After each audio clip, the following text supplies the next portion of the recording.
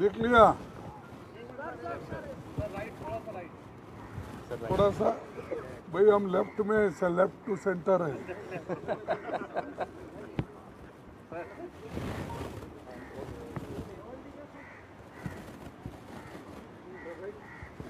Okay, thank you.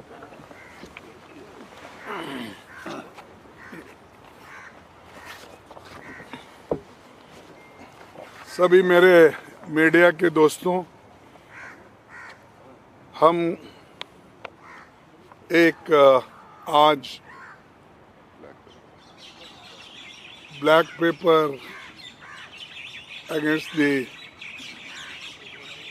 Government निकाल रहे हैं, क्योंकि वो हमेशा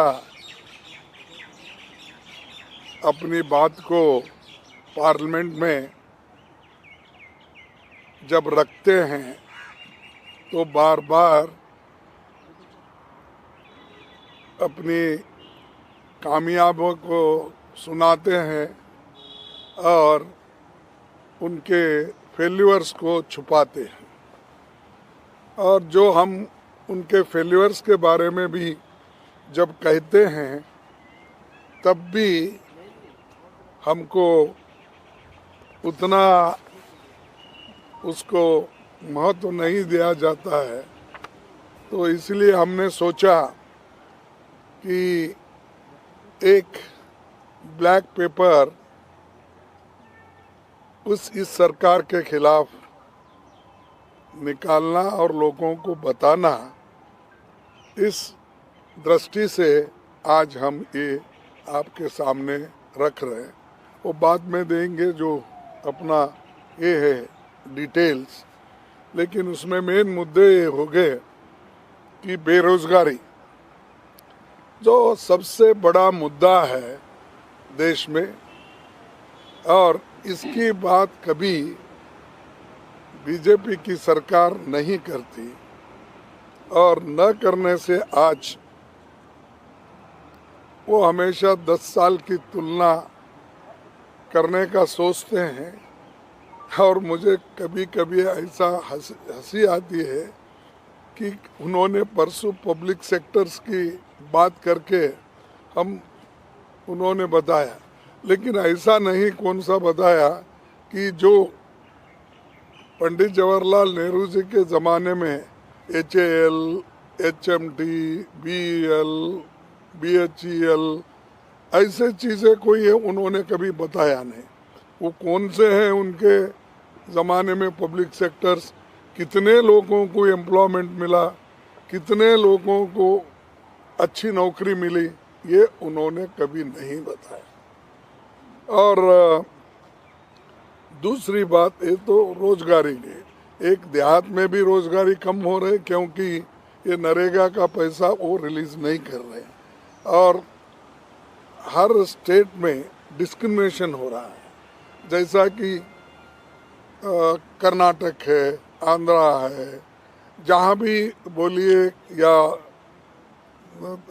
तेलंगाना है, केरला और कर्नाटक, सभी ऐसे जो यहाँ पर जो non Congress, non BJP states जो है उनको निगलेक्ट किया जा रहा है। कहीं के भी वहाँ पर उनकी सरकार नहीं है, वहाँ पर उन्होंने कुछ पैसा छोड़ते नहीं, देते नहीं, और बाद में ये कहते हैं कि हमने तो रिलीज किया है, वो खर्च नहीं हुआ। ऐसा नहीं होता। जब जब खर्च करते हैं उस वक्त अगर आप इमीडिएटली पैसे देते फिर आगे का काम होता है, लेकिन वो पर्पसली वो लोगों को काम नहीं देना और खर्च नहीं हो रहा ये बोलना, ये एक बहुत बड़ी साजिश है ये बीजेपी की सरकार की। और दूसरा, महंगाई तो इतनी बड़ी है, तो वो नेहरू के ज़माने की कंपेयर करते हैं, इंदिरा गांधी जी के कंपेयर प्राइसेस उस वक्त क्या थे वो अरे आज आप क्या कर रहे हैं वो महत्व का है। You are ruling today. इस इन्फ्लेशन को कंट्रोल करने के लिए आपने क्या कदम उठाया, ये महत्व का है, ना कि आज़ादी के पहले क्या था, फिर नेहरू जी ने क्या किया, इंदिरा जी ने क्या किया, राजीव ने क्या किया। क्योंकि कांग्रेस को तो आप गालियां देते दे दो, लेकिन ये मेन समस्या है महंगाई का। आपने इसको खाने पीने के सामान जो उसको कंट्रोल करना था वो नहीं किए। और ऐसे है चंद ये पल्सेस है, ये आप कंट्रोल कर सकते हैं। तेल है, आप कंट्रोल सकते। एसेंशियल कमोडिटीज जितने भी होते हैं उसको कानून है कंट्रोल करने का, लेकिन चंद ऐसे उनके लोग हैं, उनके दोस्त लोग हैं, वो यहाँ पर अगर महंगाई हो गई तो बाहर से इंपोर्ट करते हैं, वो जहाज समंदर में रखते हैं टिल यहाँ के प्राइसेस राइज नहीं होते।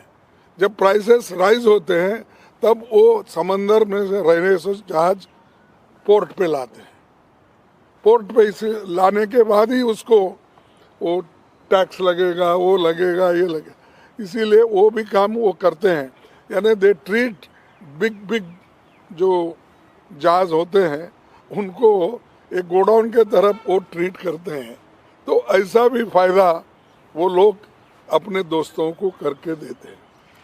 और तीसरा किसान, किसान का हम नहीं बोल रहे, किसान लोग तो धरना बैठे यहाँ, और किसान लोग वहाँ पर 1 साल तक बैठे, उनकी कोई चिंता उन्होंने नहीं की, और 3 काले कानून लाके उन्होंने फिर बाद में वापस लिया। तो इसका मतलब ये है कि समझदारी नहीं है, और उससे किसानों को फंसाया जा रहा है कि एक तरफ मैं एमएसपी ज़्यादा कर दूँ बोले, मैं किसान की आमदनी डबल करूँगा बोले, कहाँ है वो सब। और ये सब बातें पार्लियामेंट में उसका उत्तर या उसके बारे में कुछ नहीं बोलते, ना बेरोजगारी के बारे में बोलते हैं, ना महंगाई के बारे में बोलते हैं, ना किसानों के बारे में। दूसरे चीज़ लाना जो इर्रेलेवेंट है, और उसी के ऊपर वो भाषण उनका चलते रहता है। तो ये किसान का मुद्दा भी बहुत बड़ा है, और वो जो उनका वायदा था 4 घंटे पे दो ये अपना डबल आमदनी करने का, वो कुछ भी नहीं है।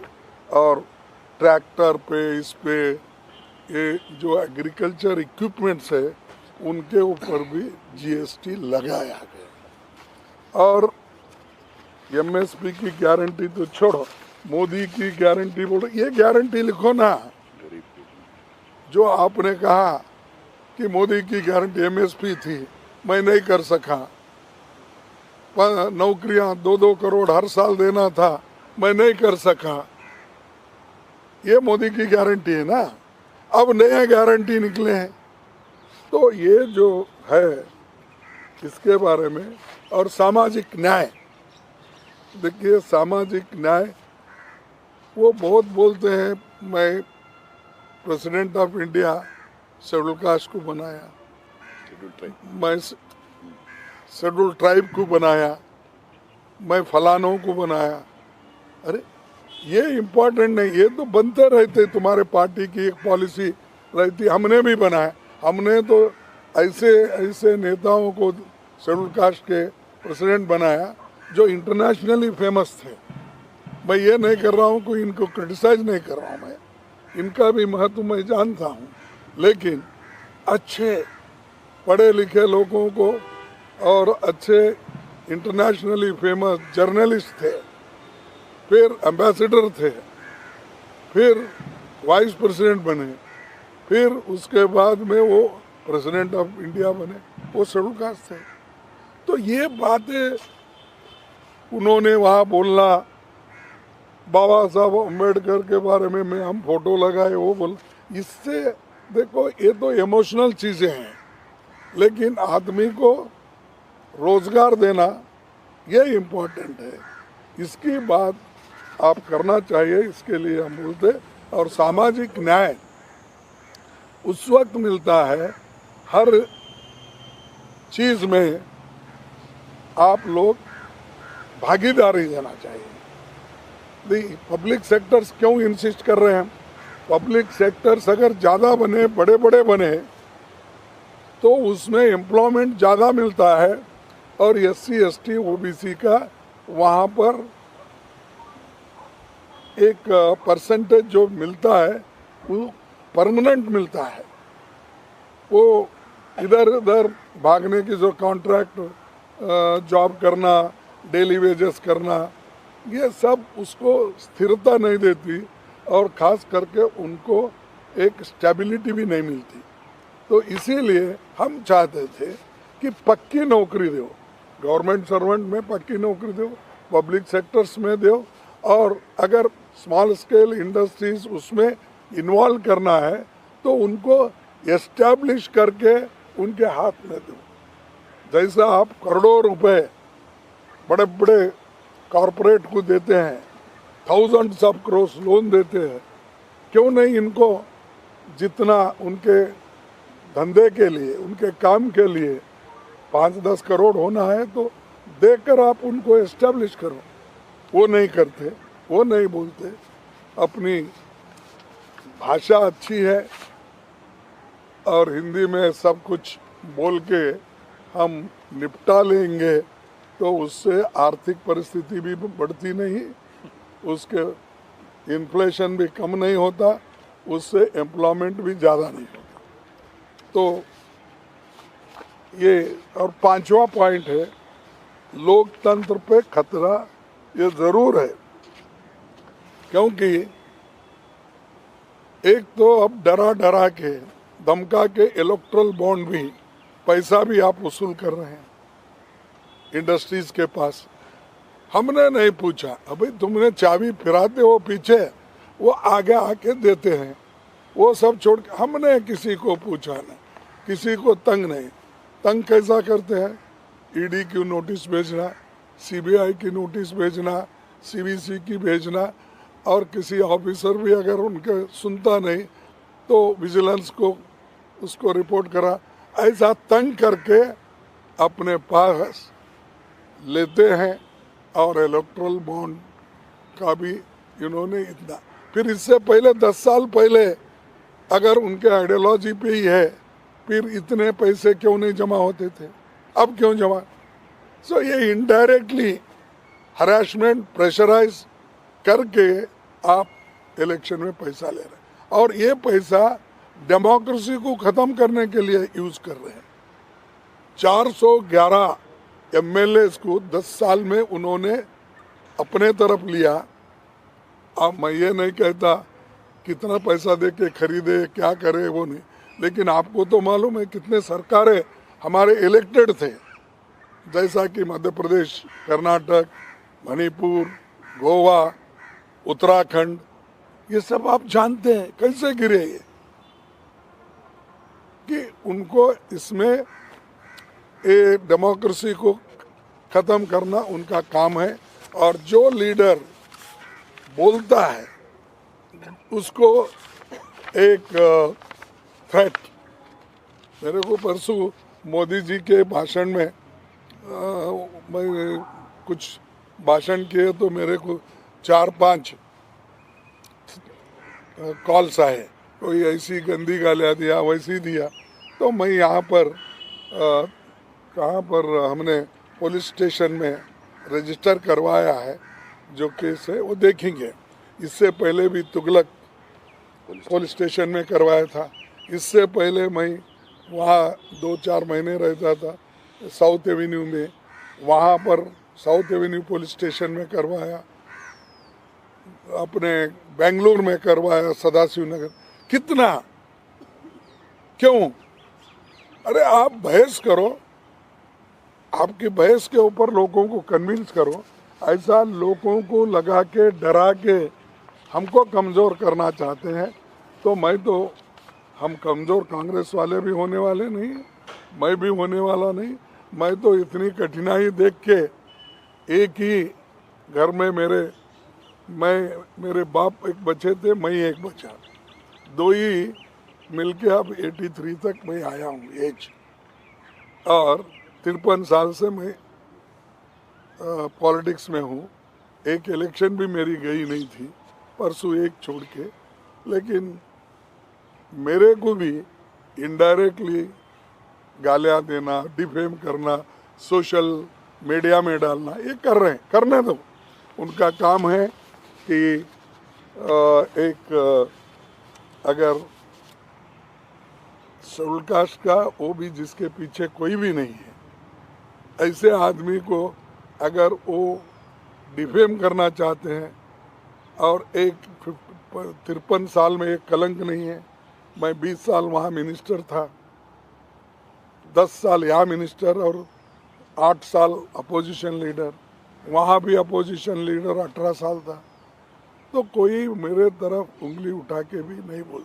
अब ये लोग डराने की कोशिश कर रहे, ठीक है, डराने दो, वो बाद में की बात है। हम देखेंगे कि हम सिंपैथी नहीं चाहते, हम ऐसे हैं वैसे हैं।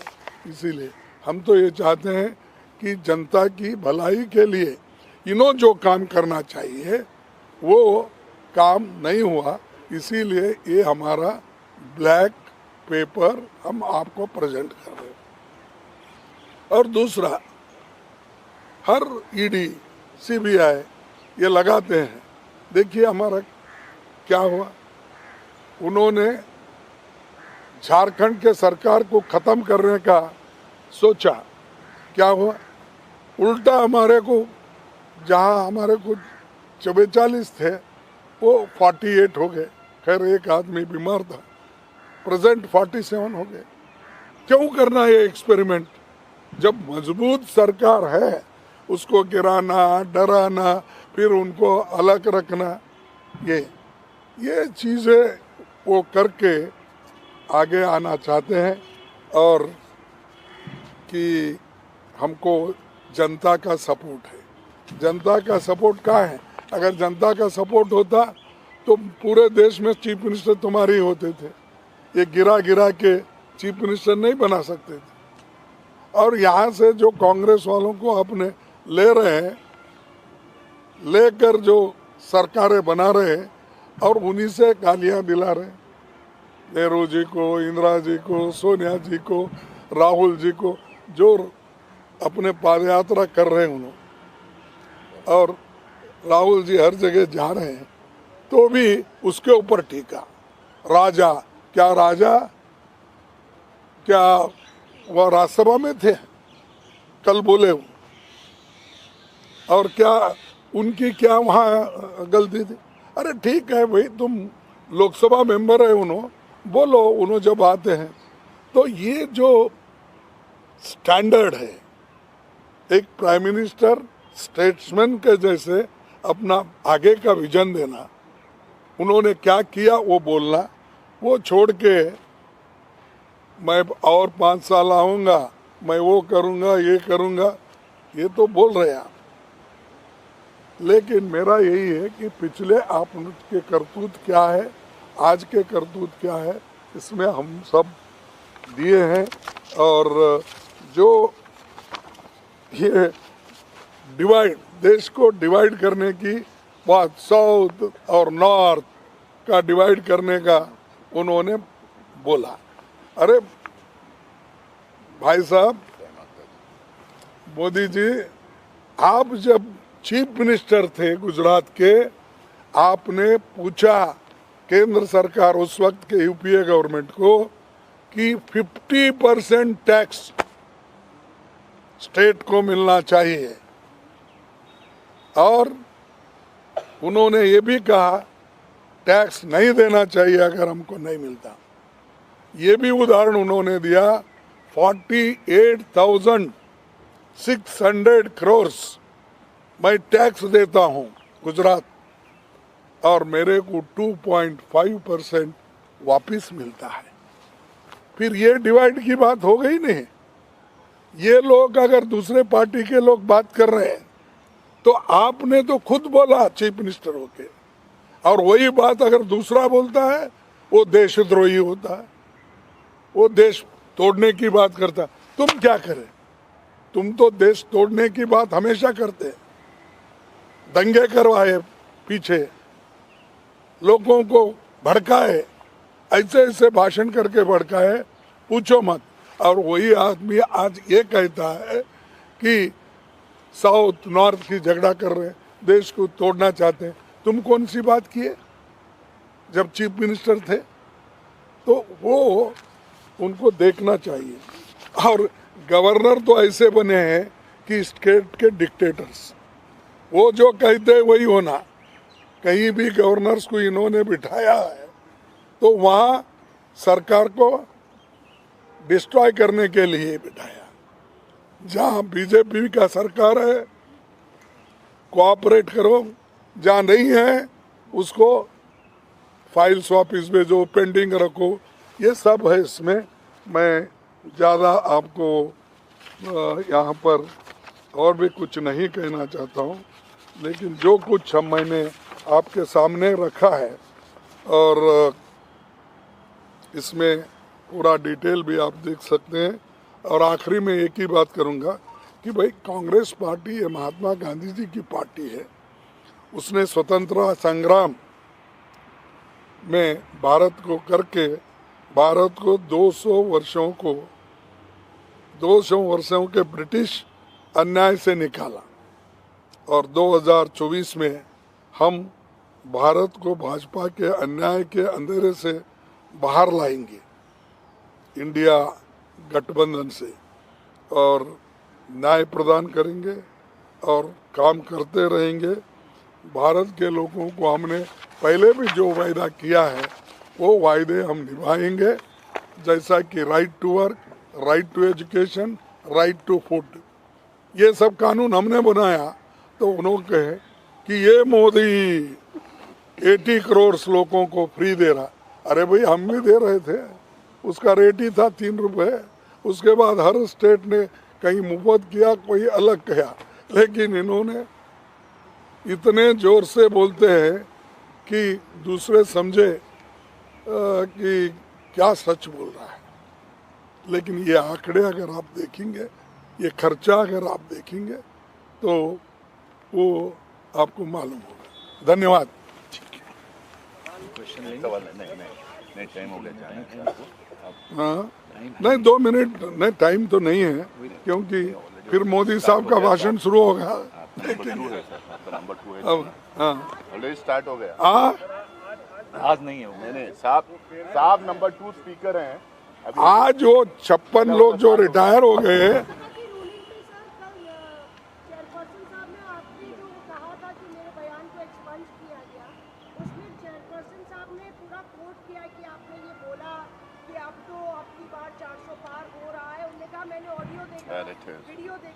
ये देखो ये सब झूठ है।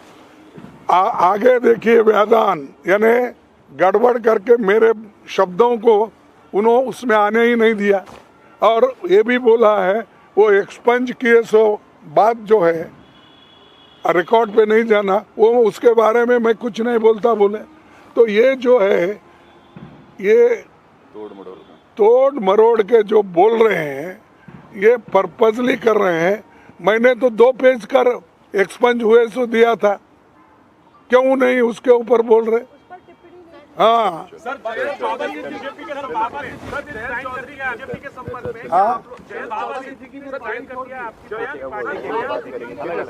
जयंत चौधरी ने पार्टी छोड़ दी। इंडिया का एक और घटक ठीक है। मेरे वहाँ के लोकल जो चेयरमैन प्रेसिडेंट है, मैं उनको पूछ के रिएक्ट करने के लिए क्या करते हैं, क्या हुआ है, मैं देखिए।